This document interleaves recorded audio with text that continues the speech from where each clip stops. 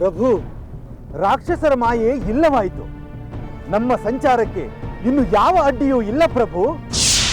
ಪ್ರಭು, ಆದರೆ ನಮ್ಮ ಯಾಗದ ಕುದುರೆ ಎಲ್ಲಿಯೂ ಕಾಣುತ್ತಿಲ್ಲವಲ್ಲ ಪ್ರಭು. ಅದನ್ನು ಹುಡುಕುವುದಾದರೂ ಹೇಗೆ? ಅದಕ್ಕೇಕೆ ಚಿಂತೆ? ಈ ಧೂಳು ಗಾಳಿ ಶಬ್ದಗಳಿಗೆ ಬೆದರಿ ಎಲ್ಲೋ ಇಲ್ಲೇ ಅಡಗಿಕೊಂಡಿರಬೇಕು. ಹೋಗಿ ಹುಡುಕಿ ಬನ್ನಿ. ಆಗಲಿ ಪ್ರಭು. ಏನು? ನಮ್ಮ ಯಾಗದ ಕುದುರೆ ಕಾಣದಂತಾಗಿದೆಯೇ? ಯಾರು ಹಾಗೆ ಮಾಡಿದರು? ಅದಕ್ಕೆ ಕಾರಣವೇನು? ಯಾರೆಂದು ತಿಳಿದಿಲ್ಲ ಪ್ರಭು. ಆದರೆ ಇದ್ದಕ್ಕಿದ್ದಂತೆ ಮೋಡ ಗುಡುಗು ಬಿರುಗಾಳಿ ಬೀಸಿ ಕತ್ತಲು ಕವಿದಂತಾಗಿ ಯಾವುದೋ ಅಟ್ಟಹಾಸದ ನಗೆ ಕೇಳಿಸಿತು.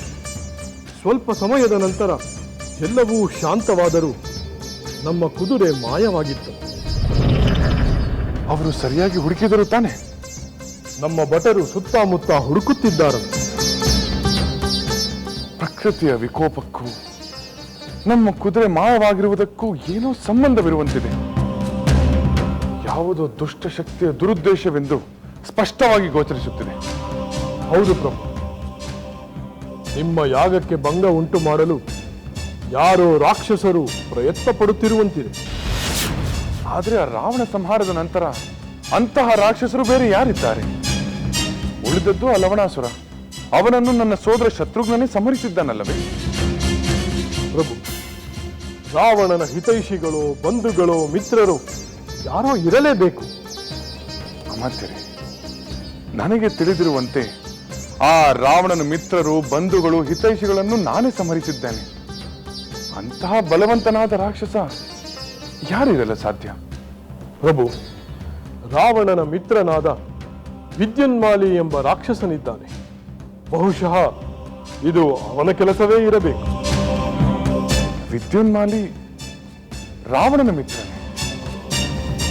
ಚಿಂತಿಸಬೇಕಾಗಿಲ್ಲ ಪ್ರಭು. ನಮ್ಮ ಶತ್ರುಘ್ನ ವಿದ್ಯುನ್ಮಾಲಿಯನ್ನು ಖಂಡಿತ ನಿಗ್ರಹಿಸುತ್ತಾನೆ. ಹೌದು ಅಮಾತ್ಯರೇ, ಆ ನಂಬಿಕೆ ನನಗೂ ಇದೆ. ನನ್ನ ಸೋದರ ಶತ್ರುಘ್ನ ಆ ಲವಣಾಸುರನನ್ನು ಸಂಹರಿಸಿದಂತೆ ಈ ವಿದ್ಯುನ್ಮಾಲಿಯನ್ನು ಖಂಡಿತ ಸಂಹರಿಸುತ್ತಾನೆ. ಪ್ರಭು, ಪ್ರಭು, ನಾವು ಸುತ್ತಮುತ್ತ ಎಲ್ಲ ಕಡೆ ಹುಡುಕಿದೆವು ಪ್ರಭು. ನಮ್ಮ ಯಾಗದ ಕುದುರೆ ಎಲ್ಲಿಯೂ ಕಾಣುತ್ತಿಲ್ಲ ಪ್ರಭು. ಅಂದರೆ ನಮ್ಮ ಕುದುರೆಯನ್ನು ಯಾರೋ ಅಪಹರಿಸಿರಬೇಕು.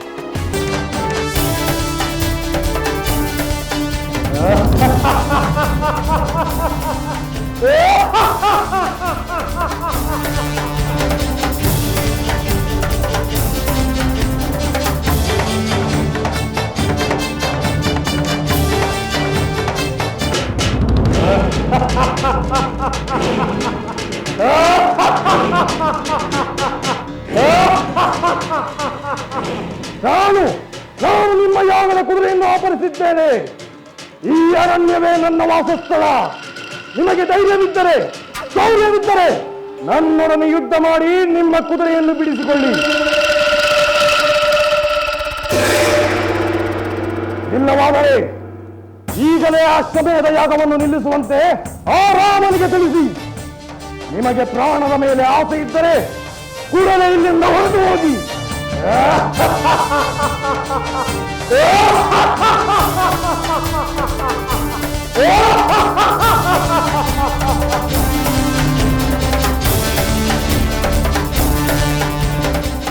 ಅಮಾತ್ಯರೇ, ಆ ರಾಕ್ಷಸ ಯಾರು?